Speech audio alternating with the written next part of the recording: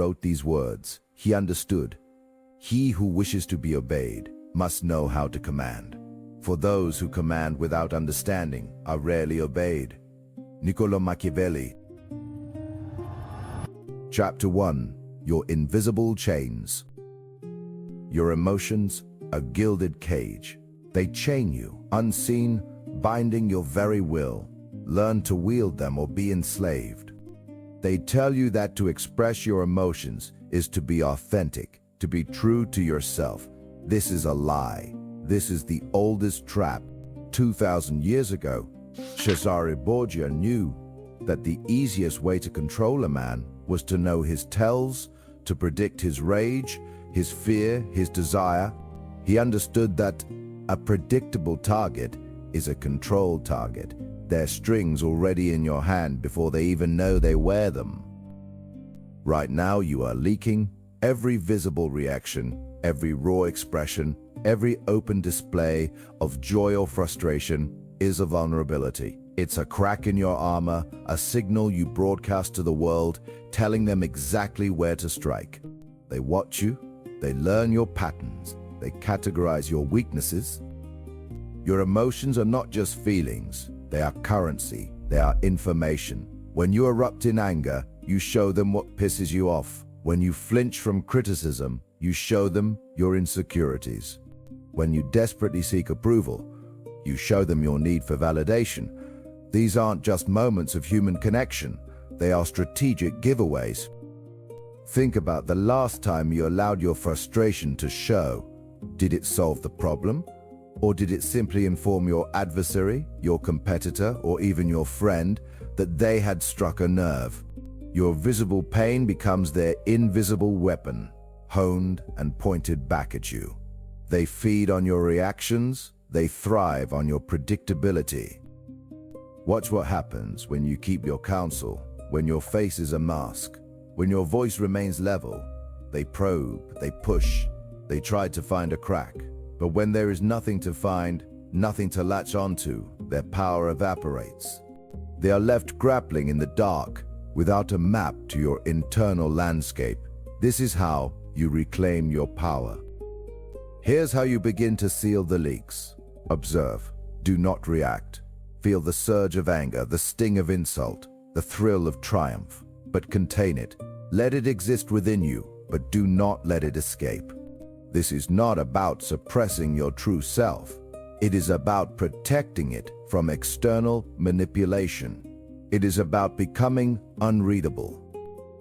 If you announce your ambition, people will prepare to sabotage you.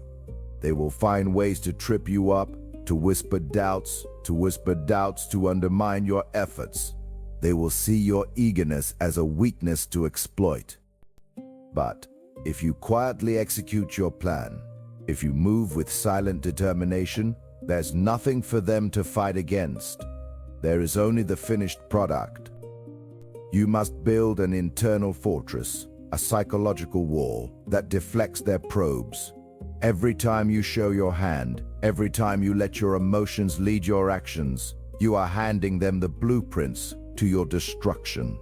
They will use those blueprints to build a cage around you, one reaction at a time. Marcus Aurelius, 2 millennia ago, understood this inner war. He wrote, "You have power over your mind, not outside events. Realize this, and you will find strength." What he understood is that true control doesn't come from controlling the world around you, but from mastering the world within. Your emotional state is your most crucial territory. This mastery is not a gentle art. It's a brutal exercise in self-discipline. It's a conscious refusal to be played, to be manipulated, to be led by the invisible strings of others. You are not a puppet. Your emotions are not their tools. But this emotional discipline is just the first step. There are other chains, more subtle and insidious, that bind you without your knowledge. One that lurks in the very fabric of your daily interactions, stealing your energy, draining your will. What is it? Chapter 2. Engineered reactions. Engineered reactions, a subtle tyranny. They craft your outrage, your fear, your very thoughts. Understand this mechanism or remain their obedient puppet. The invisible change you feel, those draining your will, are engineered reactions. This is no accident. It's a deliberate strategy. They design events, craft headlines, spread whispers to poke your raw nerves, to hijack your decisions. They don't just observe your emotions, they actively manufacture them, feeding you stimuli for predictable responses. This mechanism destroys you because it makes you a puppet. Every time you explode in anger, crumble in fear, or rush to judgment, you dance to another's tune, you surrender your agency, your logic, you become a predictable pawn. They wait for you to flinch, to rage, to break, because in that manufactured chaos, they gain control. Think about the outrage bait flooding your screens, a controversial statement, a divisive policy, a polarizing image. You scroll, you see it, and the heat rises, your mind races, seeking a target, a side, an enemy. You feel compelled to speak, to share. This urgent need to react is precisely the response they engineered. Here's how you break this chain. Recognize the trigger, identify the pattern. The moment you feel that surge of manufactured emotion, anger, anxiety, or an urge to conform, you pause. Do not react. Observe the sensation, acknowledge it, but do not let it dictate your next move. This pause is your shield, your moment of sovereignty. Cardinal Richelieu understood power wasn't solely brute force, but subtle manipulation of minds. He mastered shaping public opinion, knowing that controlling beliefs and feelings meant controlling beliefs and feelings meant controlling actions. He knew a population could be swayed not by logic, but by expertly crafted narratives that ignited fear or hope. What he understood is that the emotions you feel are rarely spontaneous. They are often the deliberate work of unseen hands.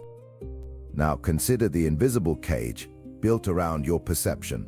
They don't just feed you information, they curate your entire environment. They know that your mind is designed to seek patterns, to find belonging, so they create the pattern. They establish the norm. Watch what happens when a certain event occurs, a political announcement, a new social trend, a public figure's fall from grace.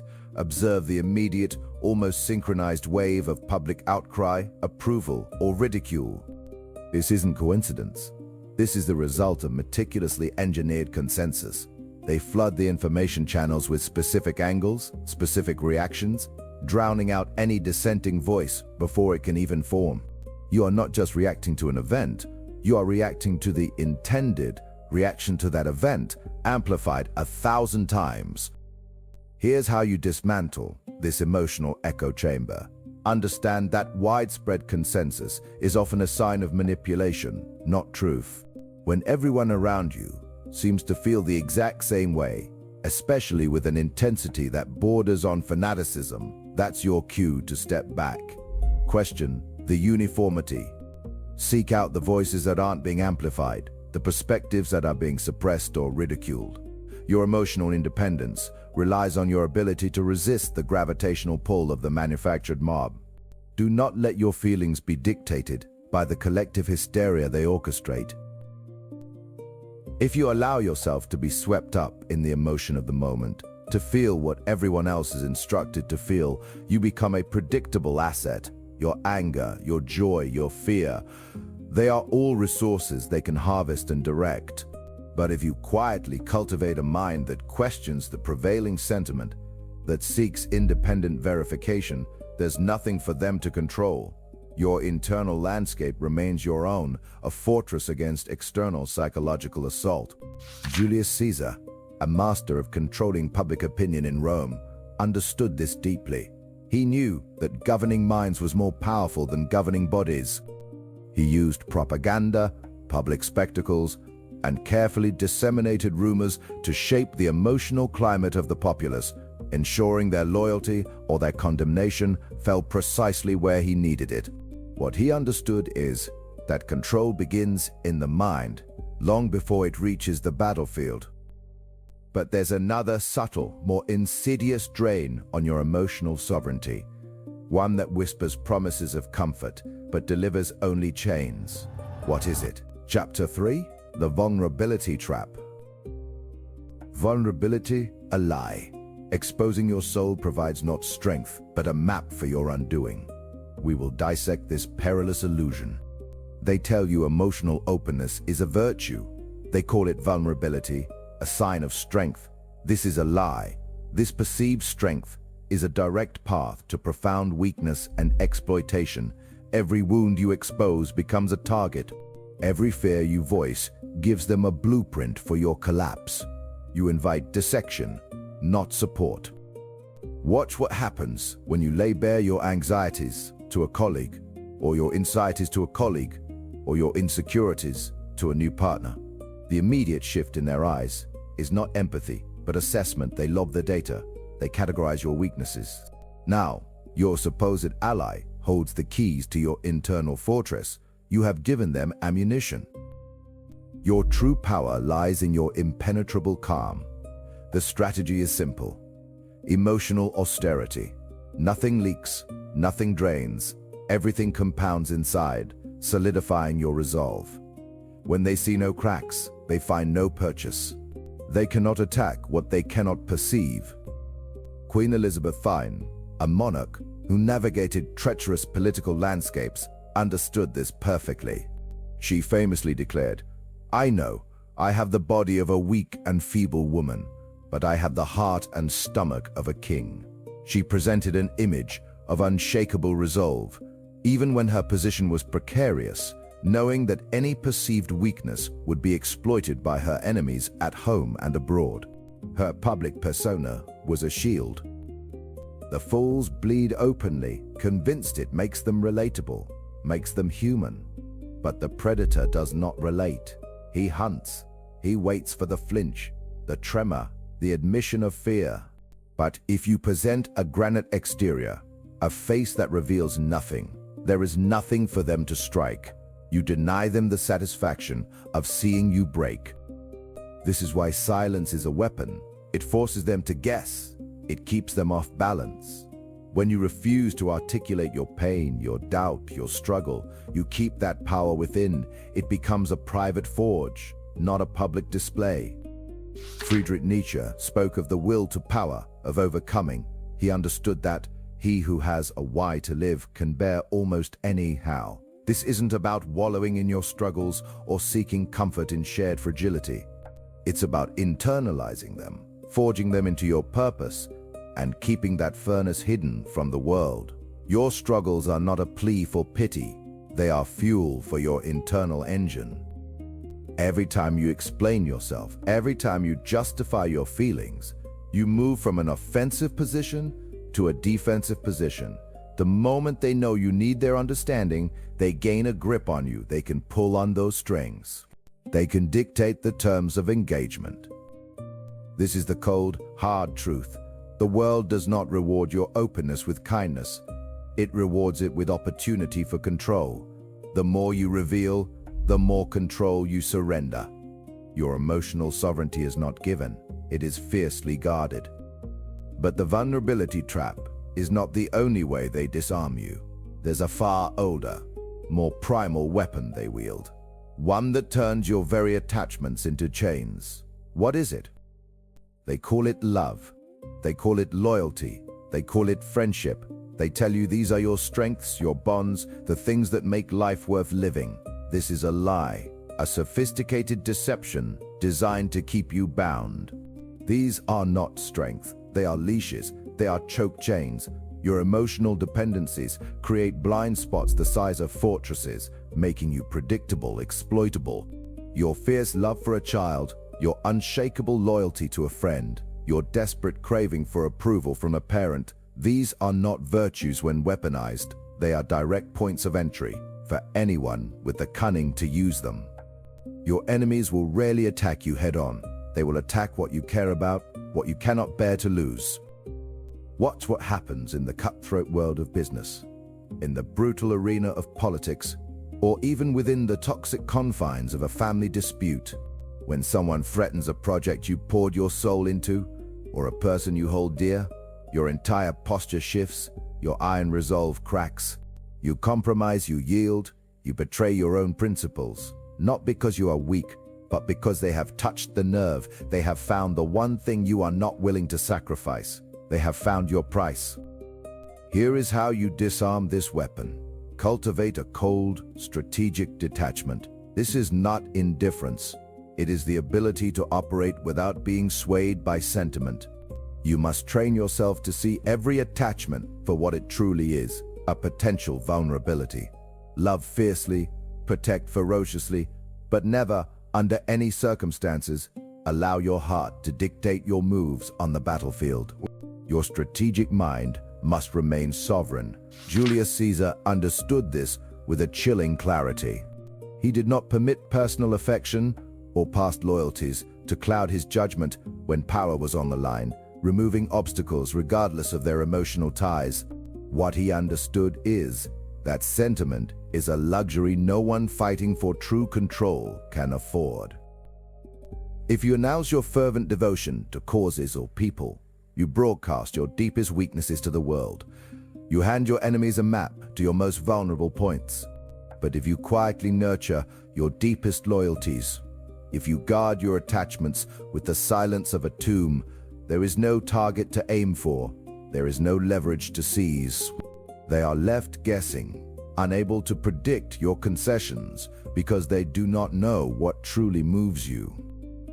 But even if you master your attachments, even if you seal those leaks, there is another subtle, pervasive force at play, one that hijacks your perception of reality itself, making you believe the lies they feed you. What is it? Chapter 4, The Emotional Tax. The emotional tax? A silent assassin of your power. It is the hidden fee, paid in full, when your passions dictate your actions. Prepare to understand its true cost. The force is the emotional tax. It is the hidden fee you pay for every impulsive reaction, every decision born from irritation, fear, or vanity.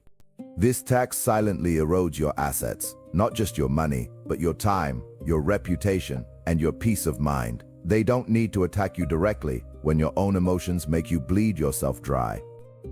Think about the quick email you fired off in anger, the one that burned a bridge you might have needed later. Consider the investment you pulled out of prematurely, driven by panic, only to watch it surge weeks later. Your emotions are not just feelings. They are expensive liabilities that opponents exploit by simply waiting for your self-inflicted wounds.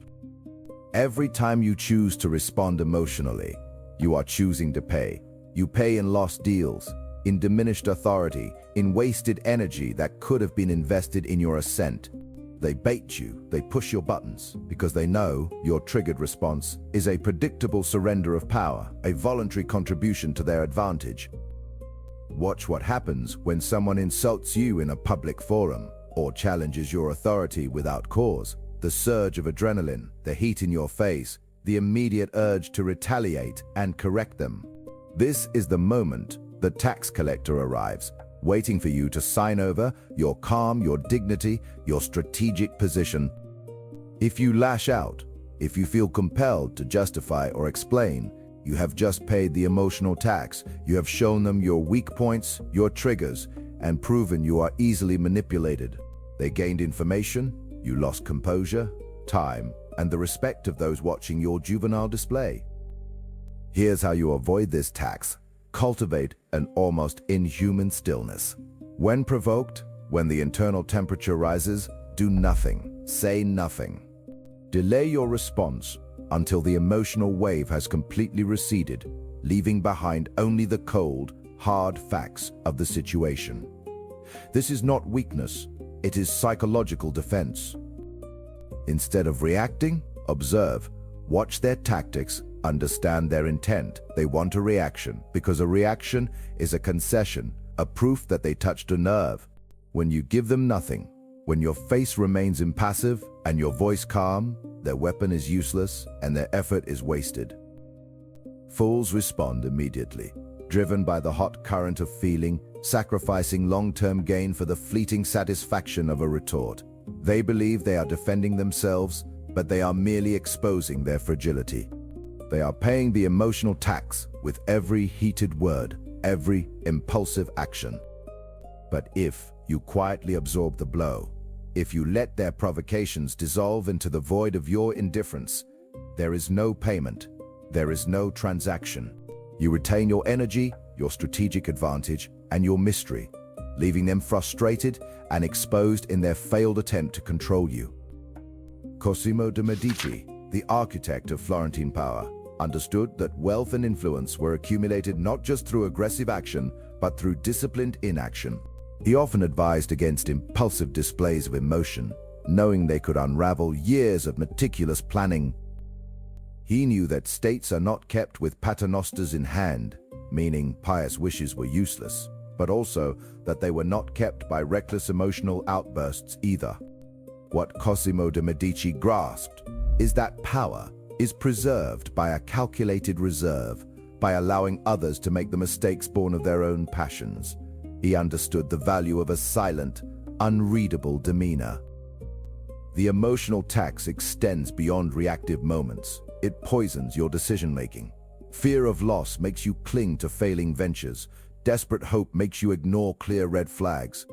Your desires cloud your judgment, pushing you towards choices that promise immediate gratification but deliver long-term ruin. How many opportunities have you missed because you were too angry to negotiate, too proud to apologize, or too scared to take a calculated risk? Each of these moments represents a capital loss, a forfeiture of potential growth, all paid to the unrelenting emotional tax collector. To truly master this, you must learn to detach your identity from your outcomes. Your self-worth cannot be tied to the success or failure of a single venture, nor to the opinion of a single person.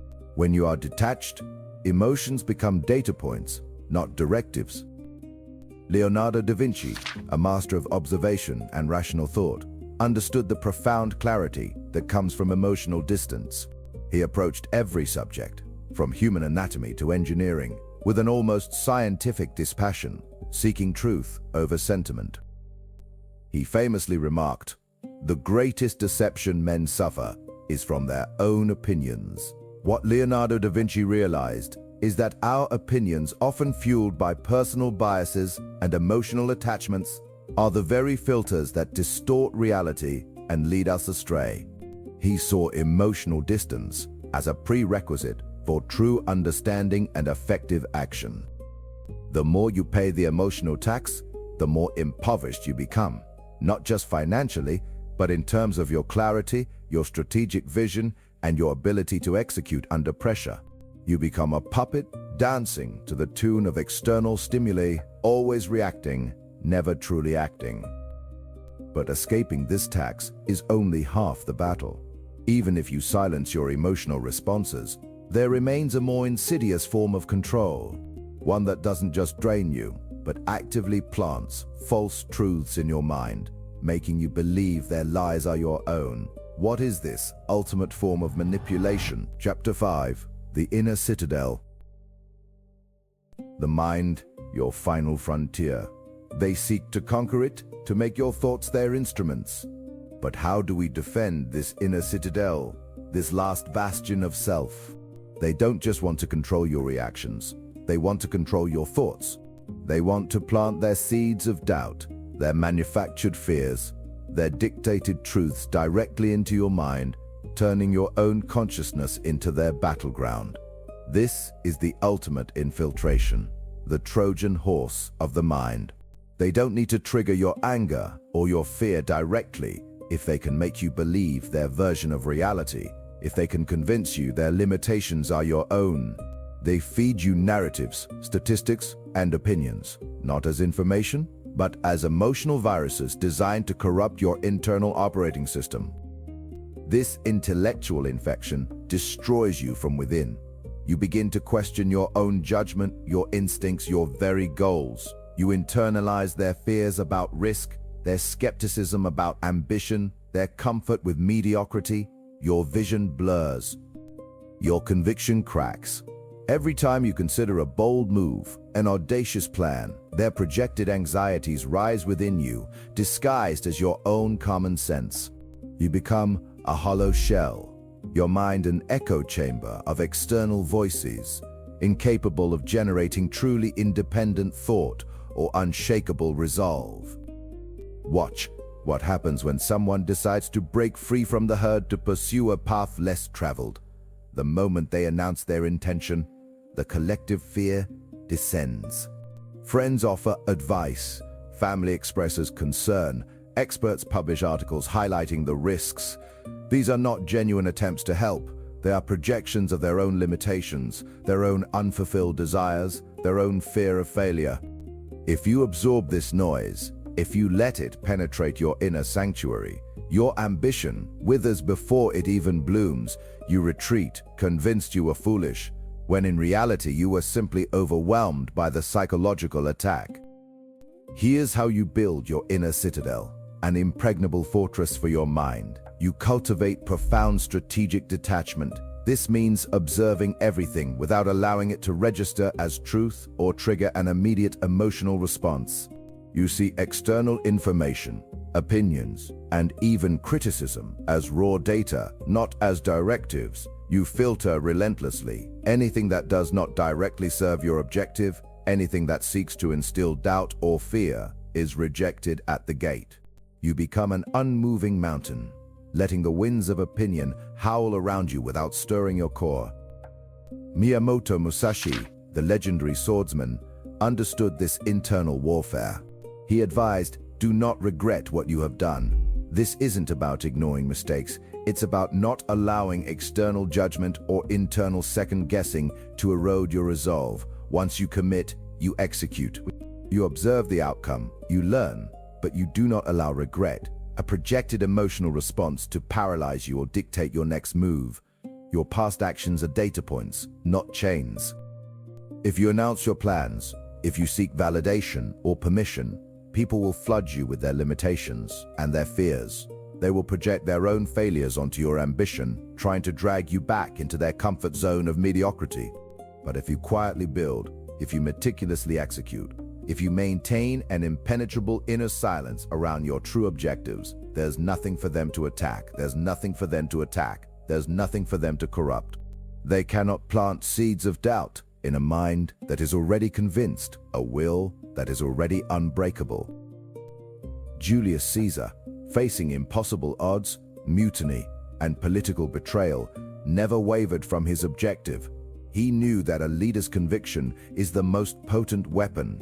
He didn't debate his path with every soldier, didn't allow the fears of his lieutenants to seep into his own resolve.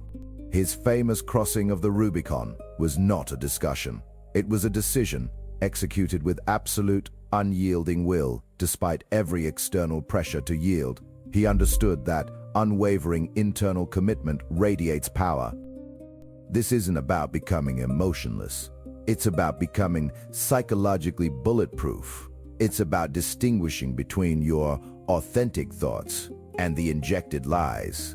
It's about building a mental defense so robust that external manipulation cannot gain a foothold. Your conviction, your resolve, your vision, these must be shielded, reinforced, and made sacred.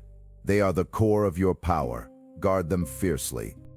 But even with an impenetrable inner citadel, even with a mind free from external corruption, there remains one final, devastating trap, a shadow that lurks within your own potential. One that, if unchecked, can turn your greatest strengths into your most crippling weaknesses, leading you to self-sabotage with a smile. What is this ultimate deception? Chapter 6. The Cold Throne. The cold throne. Your greatest triumphs conceal your gravest threats. We dissect how victory itself becomes the executioner and how to wield that blade against your enemies. This ultimate deception is the poison of unmastered triumph, the unseen crack in the foundation of your hard-won victories. They tell you to celebrate your wins, to bask in your achievements, to feel the satisfaction of reaching the peak. This is a lie designed to make you soft, to dull your edge, to make you drop your guard just when the stakes are highest. Your greatest successes, if not handled with surgical precision, become the very instruments of your downfall. Think about the conqueror who returns from battle, celebrated by the crowds, and slowly grows complacent in his power. He begins to believe his own legend, trusts those he shouldn't, and makes decisions born of arrogance instead of strategy. The very ambition that drove him to victory now blinds him, making him vulnerable to the subtle knives of those who watched him rise. He becomes a monument to his past, not a master of his future. Here's how you eradicate this self-destructive cycle. You never truly arrive. You understand that every victory is merely the prelude to a new, harder challenge, a higher peak demanding colder resolve. The moment you declare victory, you invite weakness. The moment you relax, you expose a flank. There is no finish line, only a continuous process of becoming, adapting, and dominating. If you announce your triumphs, if you openly revel in your achievements, you invite envy, complacency, and the slow erosion of your hunger. But if you quietly absorb your wins, immediately analyzing the next move, the next obstacle, there is nothing for the world to latch onto, nothing to soften you. You remain a silent, perpetually evolving force. Louis XIV, the Sun King, understood this total identification with power. He famously proclaimed, "État c'est moi," the state, it is I. What he grasped is that true sovereignty, whether over a nation or over your own mind, demands that you embody control, not just wield it intermittently. He sat on the cold throne, knowing his every action, every emotion, was a reflection of the power he represented. This internal sovereignty requires more than just defending your mind. It demands active, ruthless cultivation of your core. Without this absolute command over your inner landscape, you remain a reactive creature, a leaf blown by the winds of triumph or despair. You are merely a product of circumstance, not its unyielding master. You cannot dictate the game if your own pieces move on their own. Watch what happens when a leader, otherwise brilliant, loses control of their temper after a minor setback, or gets carried away by praise and makes a rash decision. Their outward power, their authority, crumbles because their inner world is a chaotic storm, not a meticulously ordered fortress. They become a slave to their own unchecked impulses, and everyone sees it. Here's how you seize that absolute inner command. Every emotion, every impulse, every thought becomes raw data. You observe it, categorize its utility, and decide its fate. You do not feel it, you process it. You become the detached observer of your own being. Sitting on that cold throne, your senses sharp, your judgment unimpaired by internal noise. This is the difference between a puppet and a puppeteer. If you allow emotions to dictate your actions, you are a slave to the volatile chaos within you. But if you use them as tools, as information, as strategic intelligence, you become the architect of your destiny, shaping reality through sheer, unyielding will. This is not about suppression. It is about redirection, about alchemical transformation. Napoleon Bonaparte understood the strategic power of emotional control. His ability to remain calm and analytical amidst the chaos of battle, to project an image of unwavering confidence even when facing impossible odds, was legendary. He knew that while he could use emotion to inspire his troops, his own internal state had to be one of absolute clinical calculation. What he understood is that control over the masses, or indeed over an army, begins with absolute control over one's own emotional response to pressure and possibility. He could inspire hope, but he himself operated from a place beyond sentiment. The final act of mastery is the transformation of your deepest drives, your inherent hunger for power, for achievement. Left untamed, these drives can lead to obsession, burnout, and a hollow victory. The very hunger that fuels you can just as easily consume you, leaving you isolated, broken, and empty at the summit. This is the ultimate self-sabotage, achieving everything only to find you have lost yourself. Think about the driven artist who destroys their health in the pursuit of perfection, the entrepreneur who sacrifices every relationship but ends up alone and empty, the general who wins the world but loses their soul in the process. Their ambition, unguided by cold, calculated self-mastery, becomes a wildfire that burns them from the inside out. They controlled the external but were controlled by the internal. You must take your ambition, your hunger, your desire, and sculpt them into a weapon that serves you, not the other way around. You become the ultimate controller, the silent architect of your own existence. The world is a chessboard. Your emotions are pieces. Your mind is the player. Your final command is simple, absolute. Feel nothing, control everything.